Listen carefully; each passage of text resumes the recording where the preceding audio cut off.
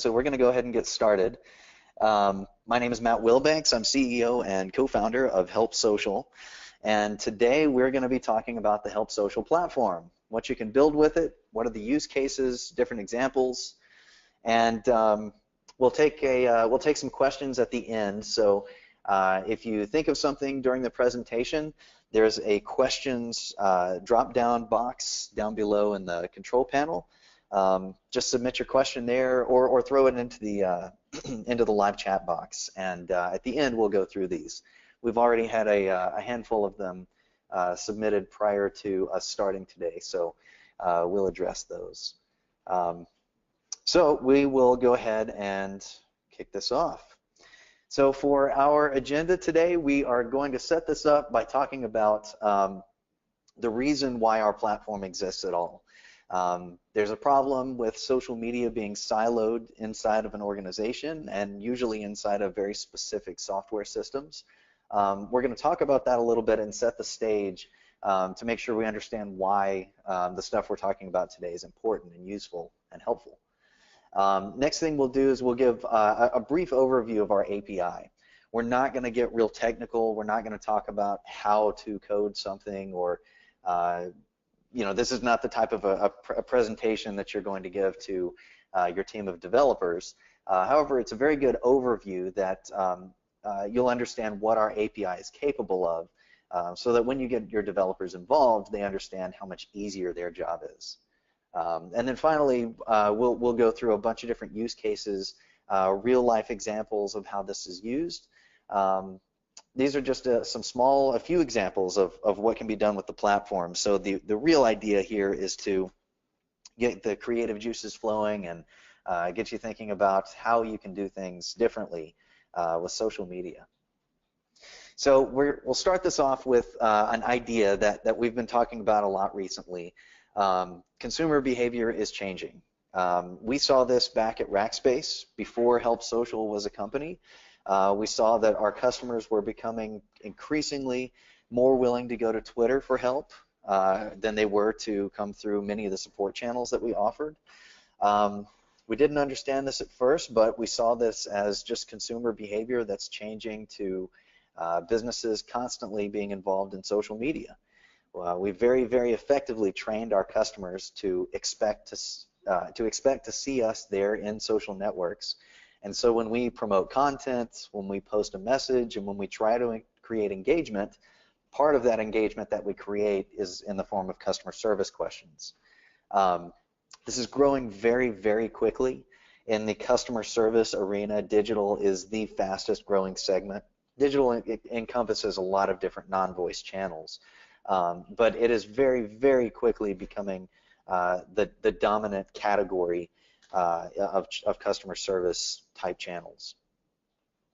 This is not just a millennial thing. This is across all age demographics. In fact, if you ask Facebook or Twitter, even Snapchat, who their fastest growing age demographic is, every one of them will tell you it's the 65-plus-year-old. It's happening across the board. The millennials, who we typically think of when we think about digital communication and text messaging as customer service or social media, the millennials, we think of them as kids, but now most of them have kids. They are older. They're becoming part of a very, very large part of our consumer economy. As a generation, they're larger than the baby boomers, and they're having a very, very big effect on how consumer behavior is changing. Behind them, though, the next generation behind the millennials, the ones who still are kids, this generation, they have never existed without an iPad. This is the generation that is going to push all of this into overdrive.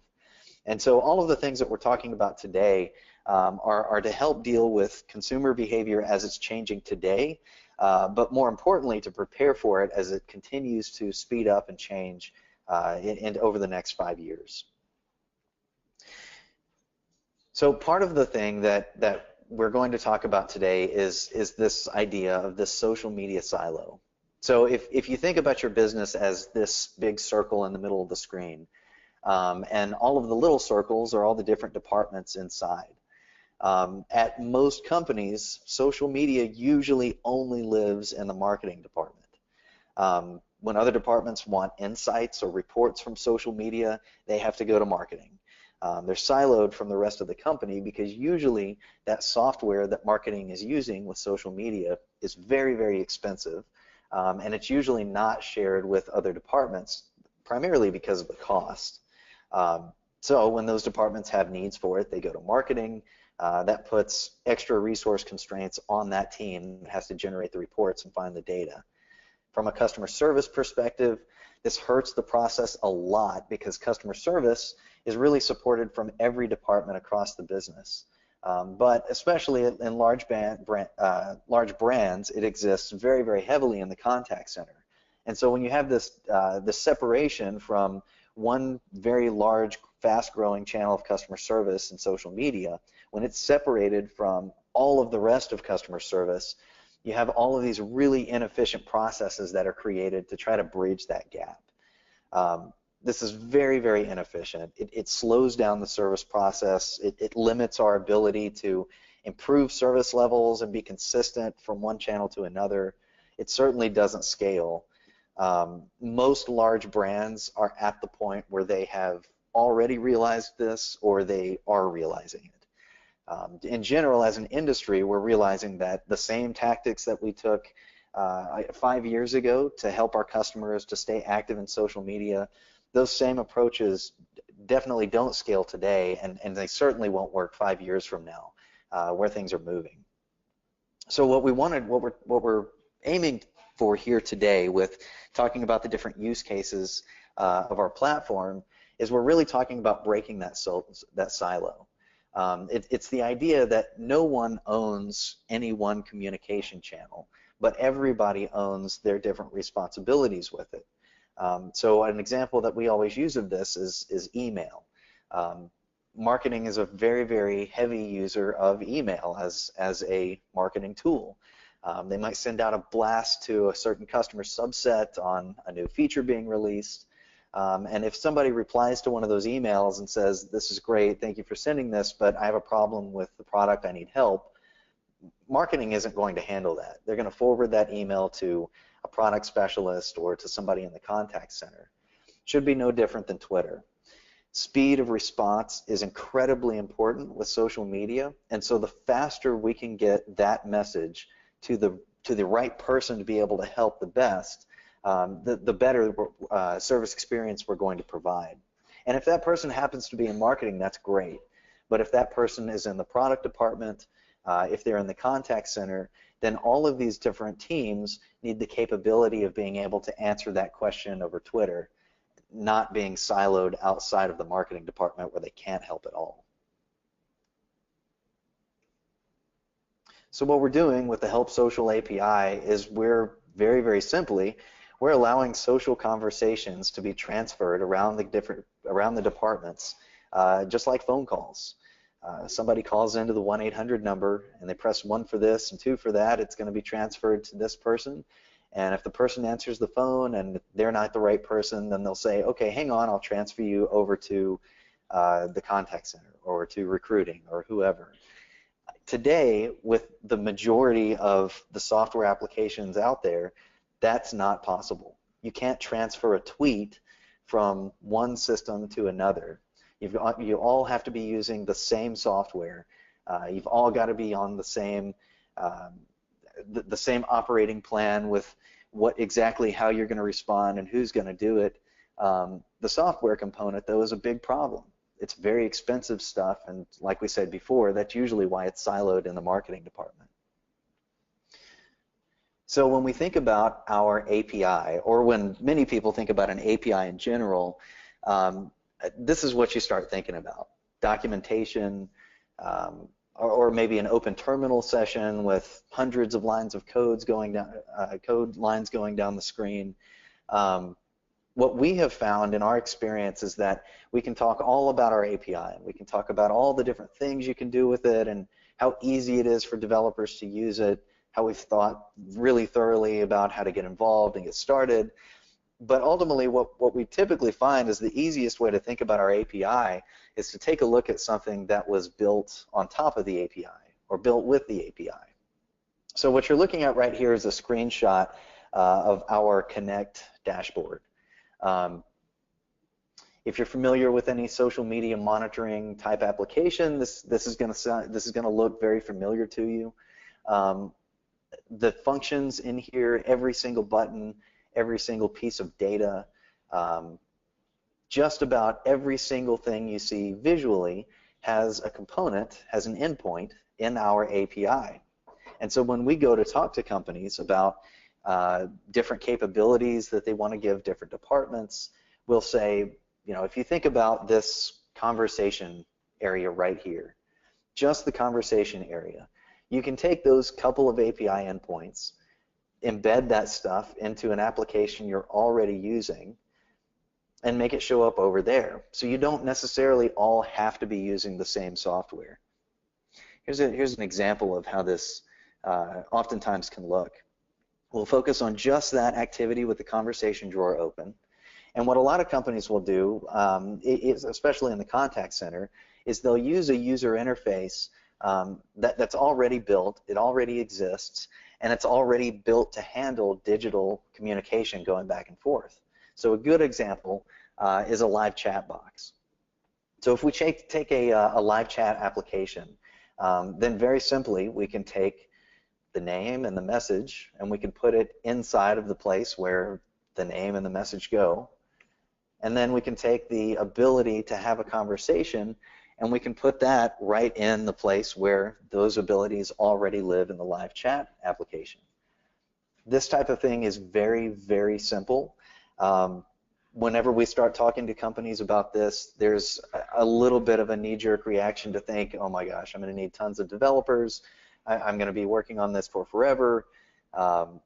Oftentimes what we have seen is that on average, from the first look at our documentation, a company can have a working version of this in less than 2 weeks. It's very, very simple and easy to do. So for our first use case today, we're going to take a look at that prior example of bringing a social media conversation into the contact center. When we started working with companies in the space, specifically the software companies that were working on contact center software, the goal here was to be able to help them scale social media efforts over an entire large contact center so that their customer could immediately reply to customers and do it on a consistent basis, no matter how big the inbound social traffic grew. As we talked to more and more of these companies, we started hearing a lot of the same stories.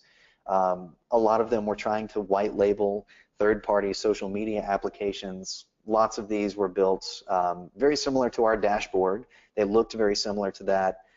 They were very heavy on marketing features, and they got a lot of pushback from contact center managers who frankly didn't want a social media system sitting on a customer service representative's desktop. It's too distracting. There's way too much going on. There's new training. There's different processes. Reporting is separate. It created more problems than it was solving. What they really wanted was some of the features from that application inside their own user interface. And so the story that we got was kind of an evolution of these companies were telling us, well, first we tried just white labeling it, throwing our brand on somebody else's system, but we were having zero luck selling that. And so then we were trying to build it ourselves. And it seems very simple on the face of it that you could just go to Twitter and you could just go to Facebook or wherever else and connect to their API and bring the comments in. It ultimately gets very, very complex. At HelpSocial, when we were building this, we thought the same thing. We thought, we can't find a system that will help us with the vision we have for customer service and at our company.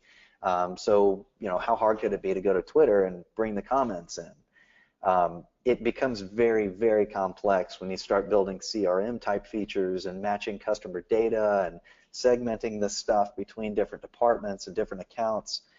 And so what all of these companies, ultimately, this is about the point where we got involved with them, all of them ultimately said, we had no idea how complex and difficult this is. We spent so much time here that's completely wasted. We need your help. And so what we did is we came in with our API, and we surprised the heck out of them when they were able to build something in about 2 weeks. One of those examples is a company called InContact. They were the first really to have a product out in the market that we powered. And so what you're looking at on the screen here is their user interface. This sits on an agent's desktop inside of a browser window. Looks exactly like this. And what you're looking at in this one is you've got 2 phone calls, and it looks like maybe a chat message, a text message, or a live chat that's sitting in the agent's queue. Their routing system will send all of the social media comments directly to agents based on the skill. And so when an agent receives something, they have a little window that slides out, and over on the right, the agent can start having a conversation. Now, this is a screenshot taken from their demo. This isn't an actual customer conversation, but it's exactly what it looks like when a customer is using it. Very, very easy to do, very, very effective. We found in the contact center space that most don't want these social media comments to look any different than a live chat type of user interface or a text messaging user interface that allows them to use skill sets that are already existing there in the contact center and apply those towards social media. And so that's what we've set up. This slides out, and they use a live chat style interface to have a conversation. Very, very effective, very simple, very, very little training at all with the agents. And it uses the same routing engine, all the same components of the contact center system. Next use case we're going to take a look at here is the marketing department. We're going to look at this in a customer issue prevention manner. It's kind of funny. It's kind of funny to me, I guess, looking at marketing as a use case when social media has always lived in marketing with most companies. So, you know, us being a customer service focused company, what are we doing using marketing as a use case at all? Well, there are actually different areas in marketing where social media and the data is not being used as well as it can be. And one of those examples is in the form of marketing automation. So these are systems like Marketo. You can build out campaigns and target different customer subsets, target different customers that you're going after with sales content or whatever. And one of the scenarios that we found back at Rackspace, we've heard this from many other companies, is that especially with targeting customers, upselling or announcing a new product, we would send a marketing blast, and the marketing blast might talk about some product that maybe it was having an issue right now when the email was going out, or maybe the customer, a few of them had issues with it very, very recently. So they would get this sales email, and then they would immediately reply back and start saying how insensitive it was and that all we cared about was sales. Ultimately, that negativity would make its way out into Twitter or Facebook or wherever, and then we had a whole nother mess to clean up over there. And so what we want to be able to do is to use our system, use the platform that's already plugged into the contact center or to other CRMs, other ticketing systems, be able to show that this customer subset, these have had customer service related issues very, very recently.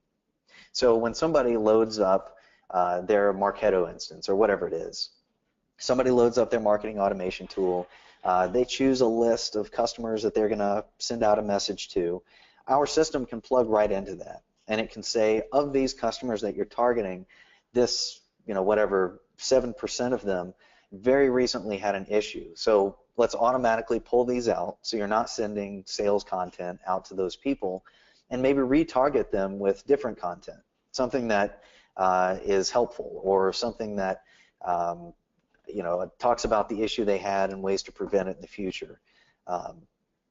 using HelpSocial plugged into the marketing, plugged into the contact center, still provides a lot of benefit to marketing in being able to be much more accurate in the customers that they're talking to and also the content that they're sharing.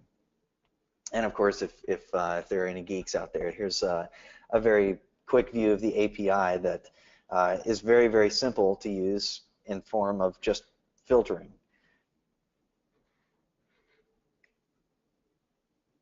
So the next use case that we'll look at is the product department. This is something that anyone that's ever been around a social media team is familiar with. All of us are collecting data about what our customers are saying. We're adding tags and labels to categorize those things. We're adding sentiments. We're keeping track of what customers are talking about, because ultimately when we go to the product organization, we can tell them very, very quickly, here's how people have responded to this new product since it's been out. Or on this trend line, people used to talk about this product very, very positively, but since we made this update a month ago, the sentiment has been trending down, and you can see here are all the customers that have talked about it. Here's the number of people that talk about it every day. It's a really big deal.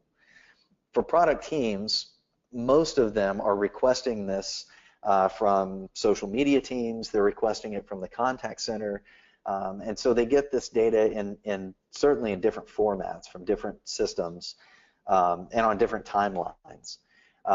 For the product team that's using a reporting system that can put all of those types of things together, our platform makes it really easy to bring all of this data into one spot. If they wanted to stream real-time customer comments into their reporting system, they could do that. Real-time categories of what they're talking about, or if they're doing A/B testing and they want to see over the next 24 hours, this customer subset received this version and the other received the other version, what's the immediate reaction? Whichever one likes it, then that's the version that we're going to push forward. There's all kinds of things that you can do with this, and do it much faster than waiting on customer surveys to come back. Also, having to deal with, in a survey, you're asking a question a certain way, so the customer is going to answer it with a certain bias. With social media, this is usually unfiltered, unsolicited comments, so you get a very real a real reaction to whatever it is you're searching for. So product team, this is just a very, very simple way. We can get them information very fast and be able to put this right inside of their own tools, so they're not having to go to any other departments and request it.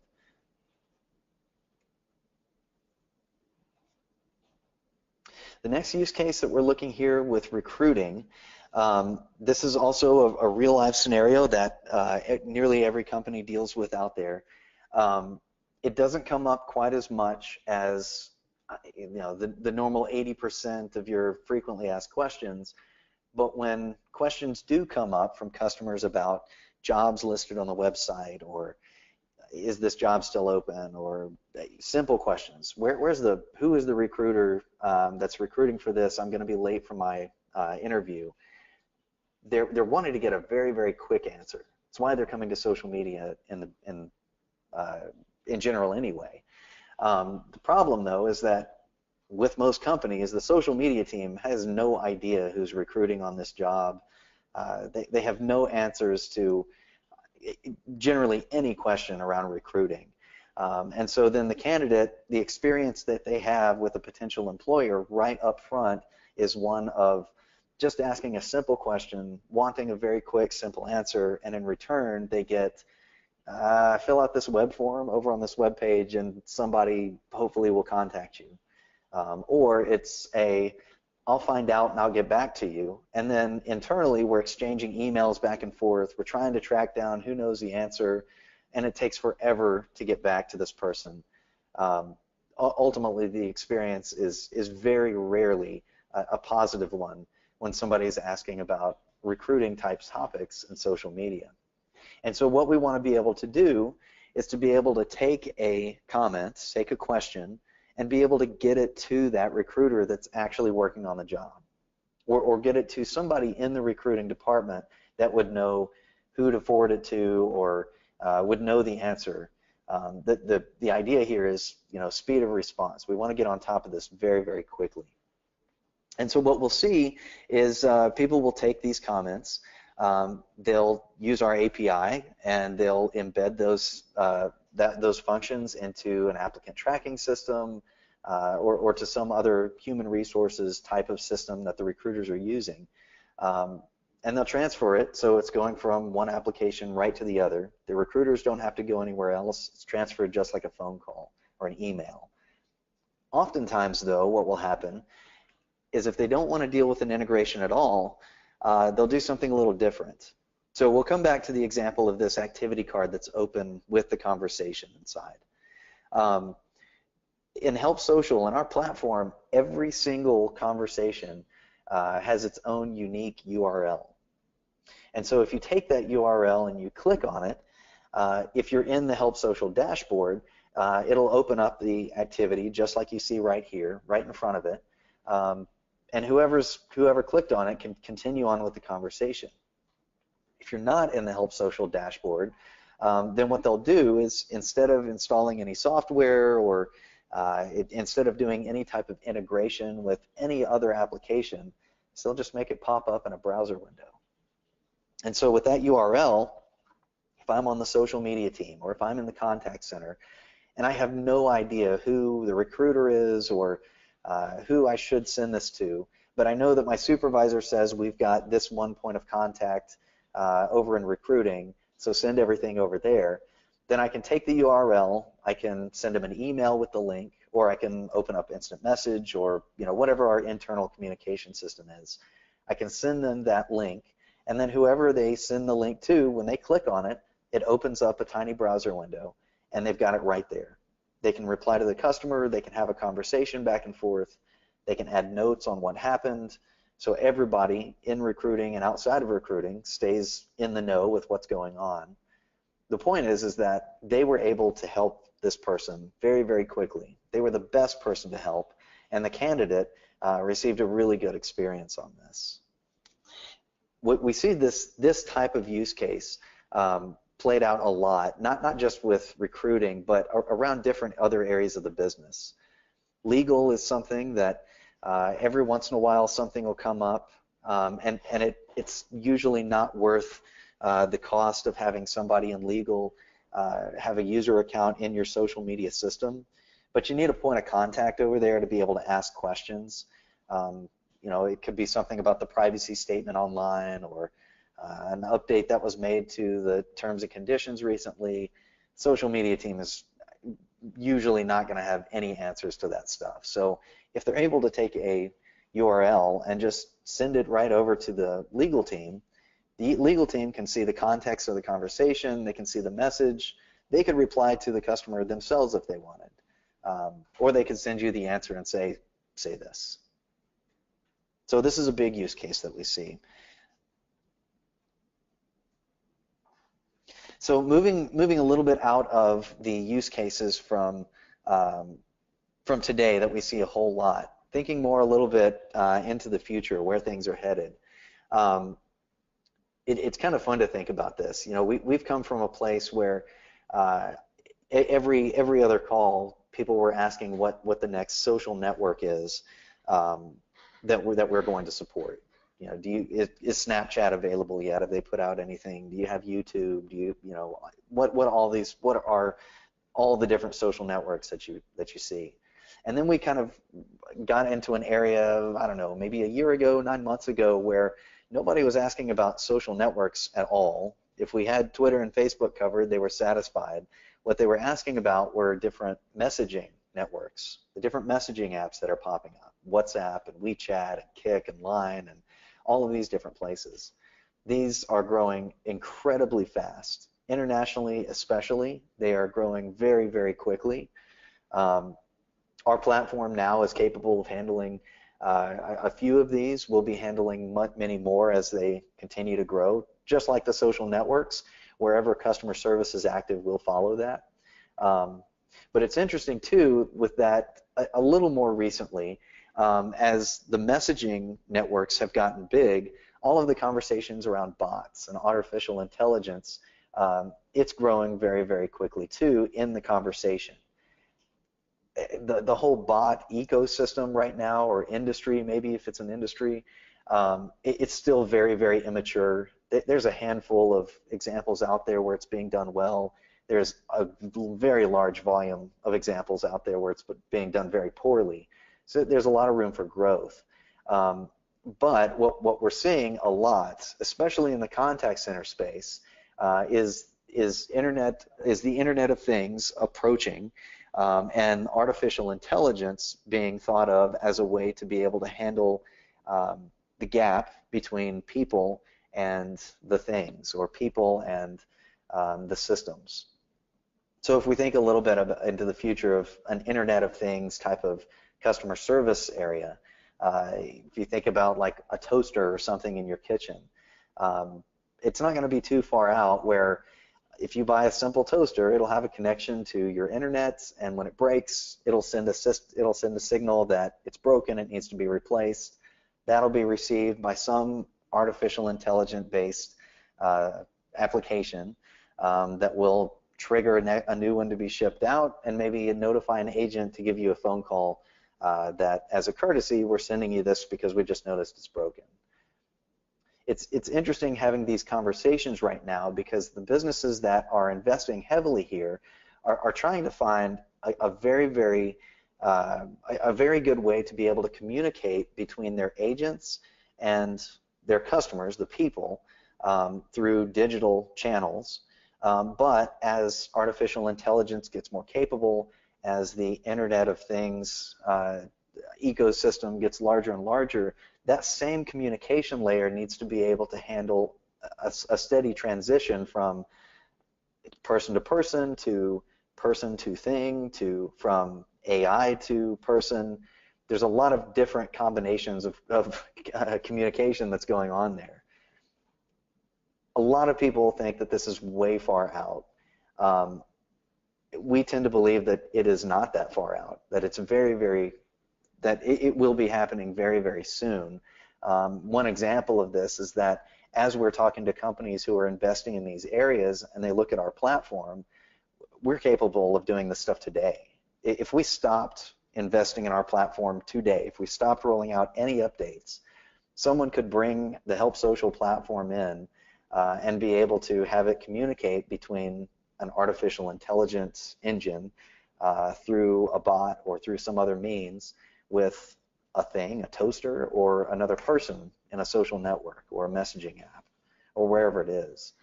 The technology is there. So it will be interesting to see how this evolves and how quickly it happens. I think that we're going to be looking at some of this stuff becoming more production towards the end of next year, and especially through 2019. So we'll recap a little bit. You know, we've talked about consumer behavior changing for a while. This is something that's just going to continue to speed up. You know, people are going to social media because they want a fast service experience for non-complex issues. Because speed of response is so important, it's key to figure out how to get those questions to the most appropriate person to answer as quickly as possible. And in order to do that, we have to break this silo of social media. Our platform does that very well in a lot of different ways. Bringing social media messaging conversations out into other departments, into other systems, just being able to transfer a tweet or a Facebook message just like a phone call. So these were the examples that we wanted to go over today. We'll turn over for some questions. I think before we started, we had a couple that were emailed in. So we'll handle a few of those. If you have more questions, drop them into the questions area below, or into the chat box, and we'll take a look at them. Let's see. Okay. So one of the questions: what's required to use your API? the requirements are really very simple. All you really need is an internet connection. There's no software to install. It's completely cloud-based. You know, we started inside of Rackspace, and so we're pretty good at scaling this stuff. I'll toot our own horn a little bit. It's completely cloud-based. All you need is an internet connection. The API is very, very simple to use. In fact, internally at Rackspace for a long time, the vision with the API was exactly what we're talking about today, is bringing these capabilities to other departments, to other systems. And so when building the API, we thought of it in that use case, that we wanted to be able to hand our documentation to any other team and any other department so that they could take these features and very simply put them in their own applications. Let's see, which networks should we be listening to and why? So the way I typically answer this question is you should be listening to any networks where your customers are talking about you. Some businesses are going to have more traffic concentrated in some networks more than others. I know for Rackspace for a long time, nearly the only social network we were seeing traffic in was Twitter. Facebook grew, other networks, Quora and Reddit and places like that started growing. And so it became important that we widen our listening net to start capturing things in as many social networks and as many places as we could. But really, if you're just kind of starting, the best thing to do is to go to some of those different networks, do keyword searches for your company, for your products, and see, you know, where are people talking about you, and be active there. Okay, so let's see, next one. What about agent scripting or auto-generated responses? Ooh, this is a good one. Okay, so agent scripting or auto-generated responses. There are a lot of companies, there are a lot of industries that are very, very heavily regulated with what they can and cannot say online. Healthcare, finance, security, those are typically three of the top ones that we typically get this question from. In social media, you know, the thing about social media is that it's public, and so if you're saying the exact same canned lines to every single customer all over, then everybody's going to see that, and they're not going to look at it as this is a place where I can build a relationship with a brand and get help from a human. This is just one more place where I'm being served the same line over and over. I think that hurts your customer experience a lot. I think it's fine to have a set list of canned responses that you use kind of as a start of a way to answer the question, and then you personalize it, you tailor it to that conversation. That's fine. Auto-generated responses, you know, again, we got to be very careful with it, because people are going to social media, they know that they're talking to other people, and if you make them think that they're not talking to people, you lose a whole lot. So we want to be very careful.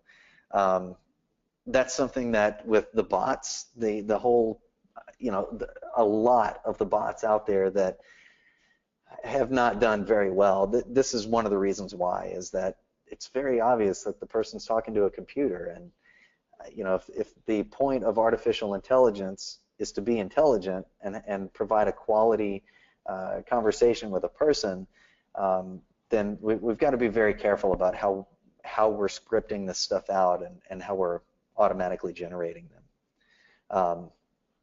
We're gonna this type of thing, I think, will get a lot better as artificial intelligence grows, but we've got to be real careful about this right now. Let's see, next question. You mentioned getting up and running within 2 weeks of this. Can you expand on that? Sure. So I'll give it in the context again of our history at Rackspace. You know, we knew that at some point in time in the future, when when we were going to go to some other department and say, we want you to help us reply to customers on Twitter. You can put this in your own application. You don't have to monitor another dashboard. We knew that internally our own development resources were going to be very, very constrained. And so we had to separate the application and separate out the different pieces that make up our API in a way that they could pick and choose the features they wanted and spend very, very little time on getting that into their system. And I think, you know, back then there was certainly no vision for turning this into a company or a product. The silver lining in that, though, is that when we created HelpSocial, when we spun out of Rackspace, all of that thought that went into how do we get this very simply integrated into other departments and other tools and systems, that focus has ended up helping us tremendously now. When we go into a contact center software company, for example, and we start talking about doing an integration, our first conversations around this, we got a knee-jerk reaction of, well, you guys are no different than everybody else. This is going to be hugely complex. It's going to take us a year to do. We're going to have to throw a ton of development resources at it. And, you know, at first when we were entering into that space, we kind of had to say, well, hang on, just give us a chance here and look at this. We don't get that so much anymore. People know, I guess, our brand now a little better, but it totally lies in the way in that it was built.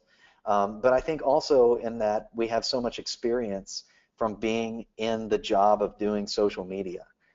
So when we go in and we talk to a product team about how to build these capabilities into their software, we're not just talking about the code.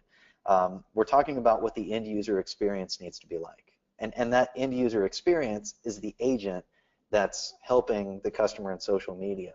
So when we go in and we'll say, well, here's the API endpoint that does this, and here's the other one that does that.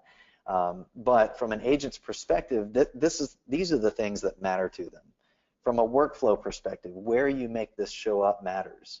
You know, if you want to give them the ability to add tags or labels to the things to the conversations that they're having, to categorize them, you've got to do this in as few clicks as possible. If it takes them 10 clicks in order to add a simple tag or a label to the conversation, they're just going to get frustrated. They're not going to like the system, and that's going to come through in their support to the customer.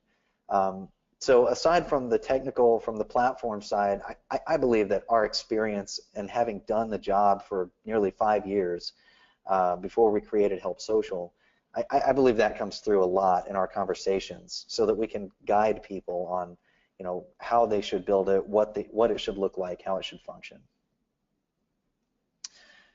Oh, another question here. How do you address agent training? It's kind of a funny question. I think there's a couple of different ways to look at this. So one, you know, if you're rolling out a standalone social media system into a new environment like a contact center, for your average enterprise social media management platform, the recommended training for an agent is generally somewhere between 1 and 2 days, 1 and 2 full days. For a supervisor, it's usually double that, and that's for mastery of the system, so that, you know, no matter what happens, they know what to do. That's a lot of time off of the floor spent sitting and training. That gets very expensive. It's very disruptive to the contact center operation. Through an integration method like what we're doing, where the agents really don't need very much training at all on the system, since they already know how to use it, we're just putting a couple of features inside of the user interface they already are familiar with. The training that you spend time with there are things that are processes maybe that have been eliminated because you don't have a separate social media system from the rest of customer service. But it's other things like how do you handle VIPs in social media? How do you, if a member of the media asks a question, how do you handle that? It's really the training that you'd spend is really more on those types of things. And it's usually never a full day of training. It's an hour or 2 hours. A lot of the stuff can even be built into CBT programs where they're doing it online and kind of guided through it. But we've seen a lot of companies do a really good job when they're training agents on this stuff. They'll involve their marketing teams or their PR teams, and they'll walk them through very light PR training. Even going before the training, setting up a good set of rules of engagement, reply to this, don't reply to that, can simplify this a ton. You know, so if a member of the media or an industry analyst or you know, somebody else that you've categorized, if you don't want them replying at all to those people, only supervisors maybe can reply, or maybe only the PR department or marketing can reply, then you make that a rule. And so that eliminates you know, the need to be able to have a mastery of handling the press over social media. So those are typically the types of things that we see for training. Okay, so let's see. I see one more here. What about compliance and PII for our company? Compliance and personal information, personal identifiable information, yeah. What about compliance and personal information for our company? We aren't allowed to engage in social media discussions as a company. So the place that we generally hear about this a lot is in healthcare, financial institutions too, but especially healthcare. HIPAA is very, very specific on what you can and cannot say, or even what you can and cannot infer. If I'm a health insurance company and one of our customers or patients, I guess, depending on what you call them, one of the members maybe of our insurance platform says, I'm in a doctor's office right now, I can't seem to get anybody on the phone, can you help me? If the insurance company replies back and says, you know, yes, no problem, you know, we're happy to help you, what's your ID number? If they start carrying on a conversation like that, that is very, very much against the law. It not only infers that they're a member of that insurance policy, but it could get into the customer revealing information that they really can't. And so you're very, very restricted on what you can and can't say. Generally, what we have seen these types of companies do is immediately direct that conversation to a private channel. Some companies will move it to a completely different channel off of social media. Better experience would be to move it to the private side of that network. So if it's Twitter, you know, reply back and say, please send us a direct message, and take it right there. Have that conversation, but do not have it in public. Oftentimes, even if it's something very, very simple, taking it out of public and into the private area is a good way to prevent the just in case, what if they mention something, to mitigate the risk of those situations. You know, additionally, on those types of things, you know, using our APIs, especially if this is something that we're integrating into another system. There are some platforms where, or some companies where, if they are engaged in certain conversations, a supervisor wants to review those comments before they go out. If that's something that is important, that you want to have happened in every conversation of a certain type, then that's certainly something that can be set up within the contact center platform or whatever system that we're using here. You can have somebody else monitor it, review it, and then forward it on. Be aware, though, that can be a very, very serious bottleneck. If you've got a lot of comments coming in and trying to go out, having one or just even a couple of people reviewing every message, looking at the context of it, and then, you know, either rejecting it or sending it on, that slows communication down quite a bit. So it's important to think through that stuff. Incidentally, when you're developing these types of strategies, training for agents, how do you handle compliance, how do you work together with other departments. We provide the services to help you think through that stuff, set strategy, put rules of engagement together. So if you have questions there, let us know. We're very happy to help. Okay, it looks like we got one last one here. How does HelpSocial remember persons when they interact in different channels?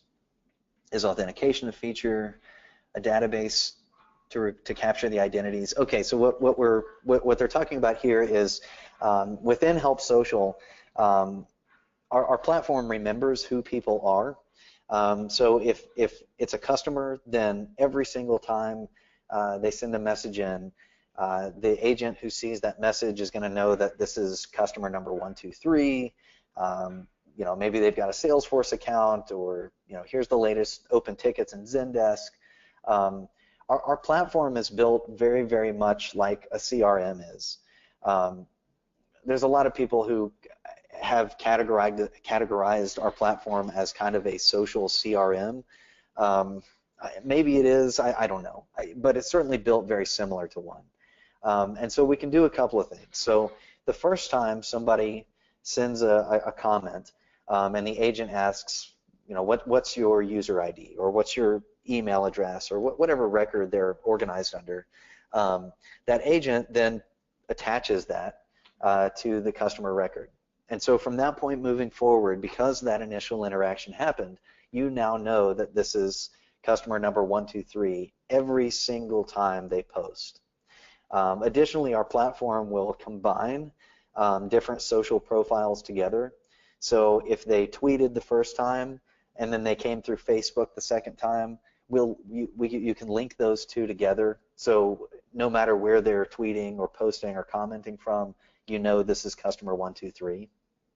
So first way of doing it is the agent manually enters it, just like a regular CRM.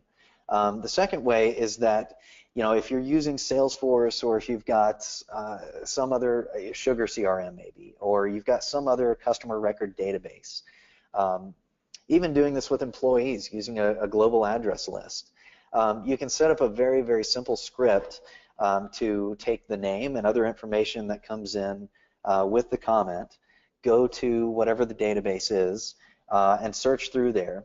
And when you get the response, you send that back to the agent and say, is this person, Joe Bob, or is, whoever it is?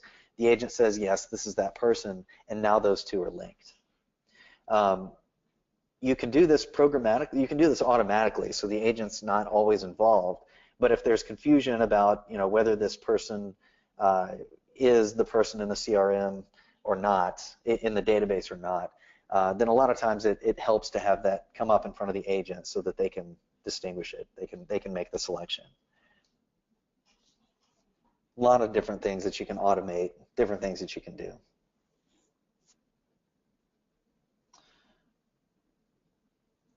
Okay, let's see. I think that is about all the questions that we've got there. Okay, so about a minute left. We'll go ahead and wrap this up. If you have other questions, please visit us at HelpSocial.com. Send us a message if you need help thinking through strategy, if you need help thinking about how to build this as a product. We're happy to help with that stuff. We've got a lot of experience to draw on there. If you're curious about how all this prices out, visit HelpSocial.com/pricing, and you can plug in your own numbers. You can see how your current social platform compares to what an integration method might cost. And with that, we'll end this here. Thank you so much for joining us today, and we'll look forward to seeing you on the next one.